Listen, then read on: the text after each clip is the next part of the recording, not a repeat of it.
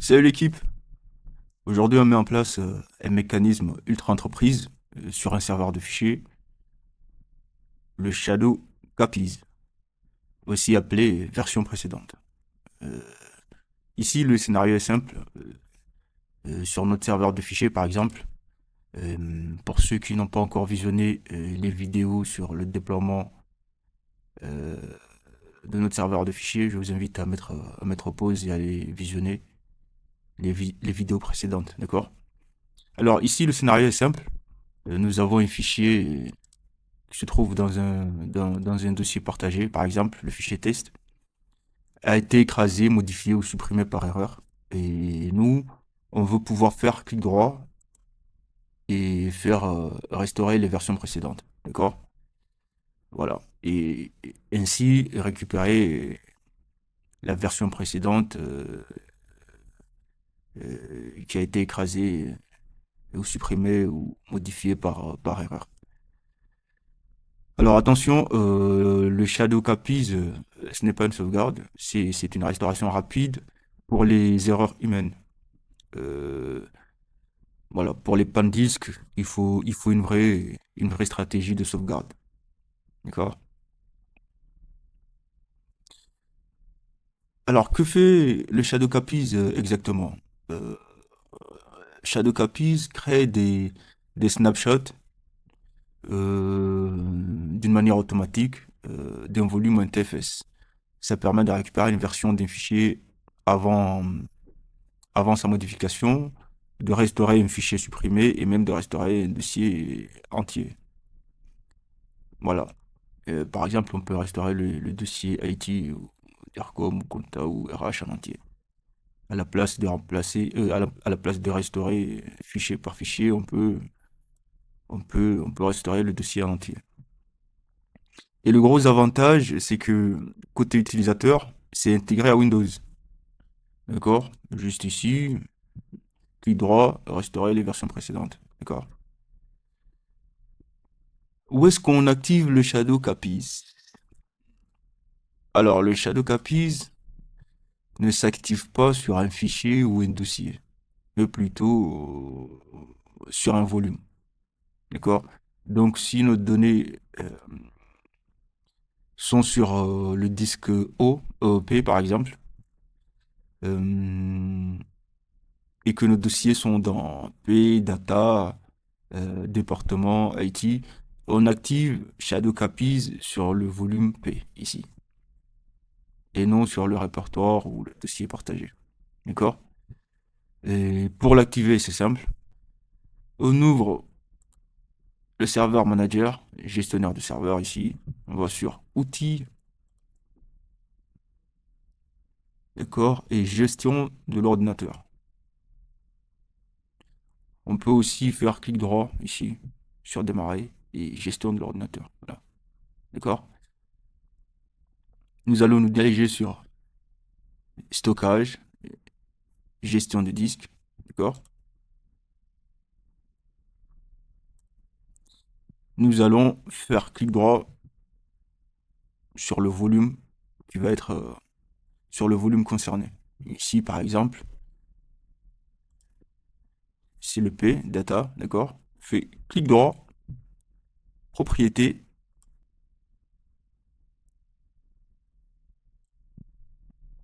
Je vais sur cliché instantané, d'accord? Je sélectionne le disque concerné, d'accord? Et je fais activer. Alors, si vous activez le cliché instantané, oui, on va utiliser la planification des paramètres par défaut et créer une cliché instantané. Voulez-vous activer? Oui. Je vais aller sur paramètres, d'accord? Euh, on fixe une taille maximale, pardon. Par exemple, ici, on va rester, on va rester réaliste. On a que des fichiers .txt par exemple. Du coup, on n'aura pas besoin de beaucoup de volume. On va le laisser 2 gigas par exemple, maximum.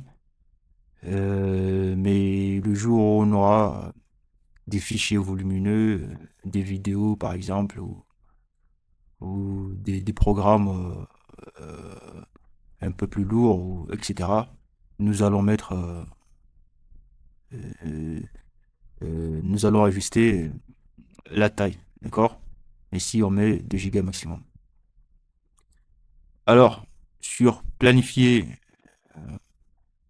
on clique sur planifier, on va garder une fréquence réaliste, par exemple toutes les 5 heures. Nous avons ici, par défaut, une à 7 heures tous les jours, euh, les 5 jours de la semaine, en dehors du week-end, et à midi aussi tous les jours. On va rajouter un troisième, il sera tous les jours pareil, ou bien on fait les jours de la semaine, on va mettre 16 ici, 16 ou 17, comme on veut. On est bon, on fait OK. Alors vous voyez ici, si vous retournez, 7, 2, 16, d'accord?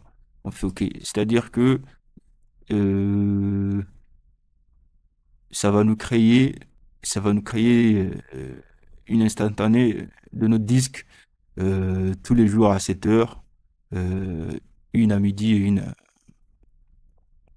à 16 heures. OK? On fait OK. On valide. On peut, pour notre test, on va faire créer maintenant. D'accord? On fait créer. C'est-à-dire, on a créé une instantanée à 21h 56. OK? On fait OK. On peut quitter notre fenêtre de gestion de l'ordinateur. Fermé. Ici, on va aller faire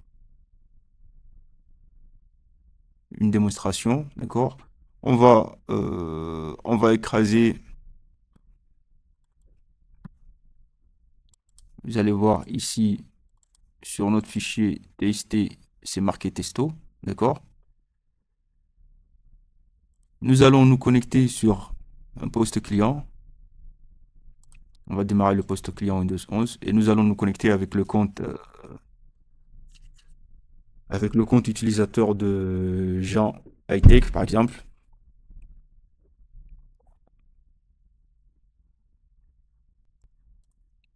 Sur notre poste client Windows 11.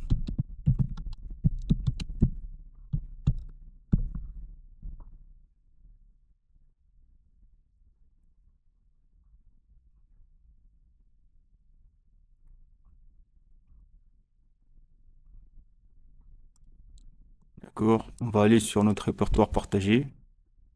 Là où se trouve,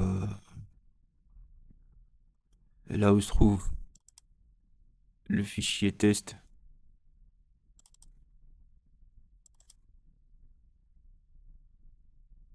Ok, c'est marqué testo. On va le supprimer.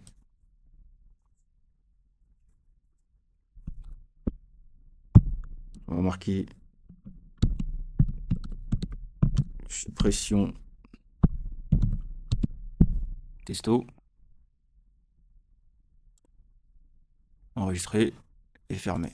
D'accord. Du coup, c'est un peu comme si notre fichier a été écrasé, enfin, a été modifié par accident, par exemple, et nous souhaitons restaurer pour avoir notre fichier test avec à son intérieur la ligne testo qui était là avant, avant l'écriture de la ligne suppression testo. D'accord. On va faire fermer. On va retourner sur notre serveur de fichiers. Ok. On voit bien que notre fichier a été modifié. Nous allons restaurer la version précédente de notre fichier.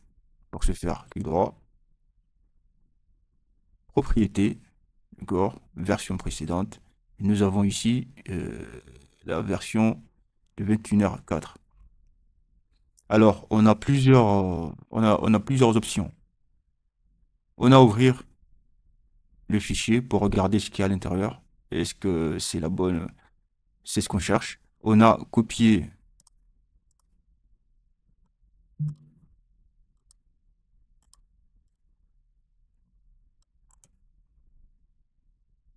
C'est-à-dire, je copie le fichier ailleurs, d'accord? On a envoyé vers une autre destination et imprimé. Le plus important, c'est de le sélectionner. On ouvre, on regarde. Vous voyez bien, c'est notre fichier testo. C'est notre fichier test avec la ligne testo qu'on cherchait, d'accord? Et pour ce faire, soit on le restaure, cliquez sur restaurer, d'accord? Si on est sûr que c'est la bonne version, c'est le fichier qu'on cherche, on peut cliquer sur restaurer et il va reprendre sa place, d'accord? Mais quand on n'est pas sûr, et c'est ce qui se fait, c'est la méthode de pro, on fait clic droit et on fait copier. Et on le colle, ailleurs, d'accord? On l'ouvre ailleurs, après on pourra modifier ou garder la même version, ok? Nous, on est sûr de notre fichier, on peut cliquer sur restaurer. Restaurer, elle a été restaurée, ok? On retourne sur notre poste client de Jean Tech.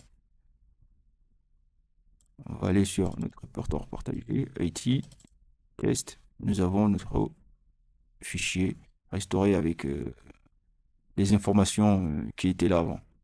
Je vais fermer, quitter. Pour le cas d'un dossier supprimé, et ça c'est un piège classique qui arrive souvent, d'accord? Ici, nous avons un fichier qui a été modifié, on a pu le restaurer, mais par exemple, si nous avons notre dossier IT euh, qui est supprimé, d'accord? Et pour ce faire, on va faire un test tout de suite, d'accord? Suppression, disons que c'est une suppression par accident. Nous l'avons supprimé, notre dossier IT a disparu. Ce qu'on va faire par là, nous allons nous mettre sur le dossier, c'est-à-dire ici, depuis le dossier parent, ouais, parent, c'est là où se trouvait notre dossier IT, d'accord? Nous allons faire clic droit ici, propriété, version précédente, et nous allons prendre la version qui a été créée à 21h44, d'accord? Pareil, on peut ouvrir, voir ce qu'il y avait dedans. Nous avons notre répertoire IT, notre fichier testo, d'accord? Là, on est sûr que c'est la bonne version. On peut le copier ailleurs, comme on peut, comme on peut la restaurer directement, d'accord? On va faire restaurer, restaurer. Donc, on fait OK. Dans le département, nous avons notre dossier partagé IT qui a été, qui vient d'être restauré. Voilà, c'est ça, la version précédente ou le Shadow Copies. C'est excellent, mais il faut le garder dans un cadre pro, d'accord? Ce n'est pas une sauvegarde. Il faut une limite de taille, euh, aussi une fréquence raisonnable, ne pas créer des sauvegardes toutes les 10 minutes, par exemple, ou toutes les heures, d'accord? Et ça marche très bien avec l'audit, savoir qui a supprimé, et voilà. Voilà l'équipe. Maintenant, quand un fichier est supprimé ou écrasé sur le serveur de fichiers, on ne panique plus. On utilise version précédente. Voilà. Si ça aide, pense à t'abonner, liker, partager et à la prochaine. Ciao.